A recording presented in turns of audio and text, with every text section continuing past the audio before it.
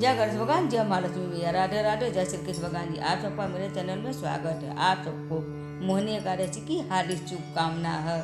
नमो नारायण। इस साल मोहिनी एकादशी का व्रत 1 मई को रखा जाएगा।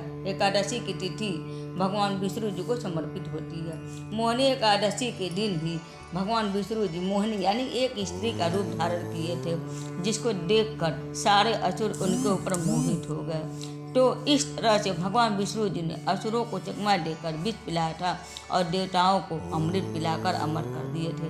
भगवान विष्णु जी का हर एक अवतार से हमें कुछ न कुछ प्रेरणा मिलती है। इसमें ये प्रेरणा मिलती है कि किसी भी इंसान को घमंड नहीं करनी चाहिए, जो इसमें इंद्र ने किया, और हमेशा धैर्य रखना चाहिए। दुख हो या सुख एक समान रहना चाहिए।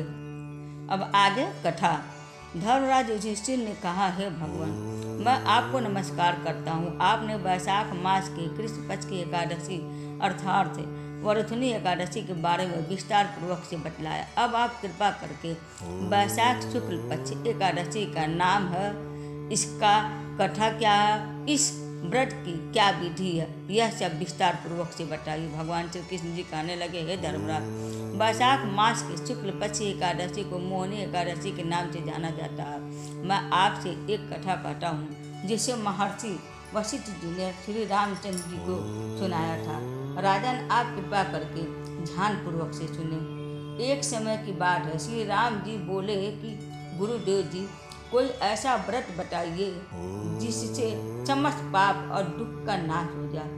मैंने सीता जी के वियोग में बहुत दुख हो गया। महर्षि वशिष्ठ जी बोले, हे राम, आपने बहुत सुंदर प्रश्न की है। आपकी बुद्धि अत्यंत शुद्ध तथा पवित्र है। यद्यपि आपका नाम धारण करने से, स्मरण करने से मनुष्य पवित्र हो जाता और शुद्ध हो जाता, तब भी लोक हित में यह प्रश्न अच्छा है। वैशाख मास में जो एकादशी आती है उसका नाम मोहिनी एकादशी है। इसका व्रत करने से मनुष्य सब पापों तथा दुखों से छूटकर मोह जाल से मुक्त हो जाता है। मैं इसकी कथा आपको सुनाता हूँ, ध्यान पूर्वक से सुनो। सरस्वती नदी के तट पर भद्रावती नामक की एक नगरी में जुटमान नामक चंद्रवंशी राजा राज करता था। वहाँ धन धान से संपन्न व पूर्वान धनपाल नामक वैश्य भी रहता था। वह अत्यंत धर्मालु और विष्णु भक्त था। उसने नगर में अनेक भोजनालय, प्याऊ, कुएं, सरोवर, धर्मशाला आदि बनवा रखे थे। सड़कों पर आम, जामुन, नीम आदि के अनेक वृक्ष भी लगवा रखा था।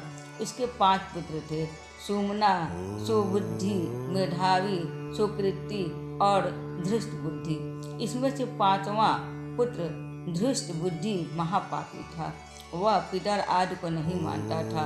वह वैश्या दुराचारी मनुष्यों की संगति में रहकर जुआ खेलता और पर स्त्री के साथ भोग विलास करता तथा मद्यपान और मांस का सेवन करता था। इसी प्रकार अनेक कुकर्मों में वह पिता के धन को नष्ट करता था। इसी कारणों से त्रस्त होकर पिता ने इसे घर से निकाल दिया। घर से बाहर निकलने के बाद वह अपने गहने एवं कपड़े बेचकर अपना निर्वाह करने लगा। जब सब कुछ नष्ट हो गया तो वैश्या और दुराचारी साथियों ने उसका साथ छोड़ दिया। अब वह भूख प्यास से अति दुखी रहने लगा। कोई सहारा न देख चोरी करना सीख गया। एक बार वह पकड़ा गया तो वैश्य का पुत्र जानकर चेतावनी देकर छोड़ दिया, मगर दूसरी बार फिर पकड़ा गया तो राजा ने इस बार उसे कारागार में डाल दिया। कारागार में उसे अत्यंत दुख दिएगा। बाद में राजा ने उसे नगरी से निकल जाने का कहा। वह नगरी से निकल वन में चला गया। वहाँ अन्य पशु पंछियों को मारकर खाने लगा। कुछ समय पश्चात वह बहेलिया बन गया और धनुष बाढ़ लेकर पशु पंछियों को मार मार कर खाने लगा। एक दिन भूख प्यास से व्यथित होकर वह खाने की तलाश में घूमता रहा। कौंडिल्य ऋषि के आश्रम में पहुंच गया।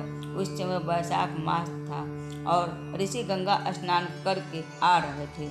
उनके भीगे वस्त्रों के छींटे उस पर पड़ने से उससे कुछ सुबुद्धि प्राप्त हुई। वह कौंडिल्य मुनि के हाथ से जोड़कर कहने लगा कि हे मुने, मैंने जीवन में बहुत पाप किए हैं। आप इन पापों से छूटने का कोई साधारण बिना धन का उपाय बताइए। उसके दिन वचन सुनकर मुनि ने प्रसन्न होकर कहा कि तुम वैशाख शुक्ल की मोहिनी एकादशी का व्रत करो। इससे अनेक जन्मों के किए हुए मेरु पर्वत जैसे समस्त महापाप भी नष्ट हो जाते हैं। मुनि के वचन सुनकर वह अत्यंत प्रसन्न हुआ और उनके द्वारा बताई गई विधि के अनुसार व्रत किया। गुरु वशिष्ठ जी ने कहा, हे राम, इस व्रत के प्रभाव से उसके सब पाप नष्ट हो गए और अंत में वह गरुड़ पर बैठकर विष्णु लोक में गया। इस व्रत से मोह आदि सब नष्ट हो जाते हैं। संसार में इस व्रत के श्रेष्ठ कोई व्रत नहीं है। इसके महात्म को पढ़ने से अथवा सुनने से 1000 गोदान का फल प्राप्त होता है। कथा संपूर्ण हुआ। एकादशी व्रत करने वालों को भगवान जी का कथा जरूर सुनना चाहिए। तो बोले विष्णु भगवान जी की जय। नमो नारायण।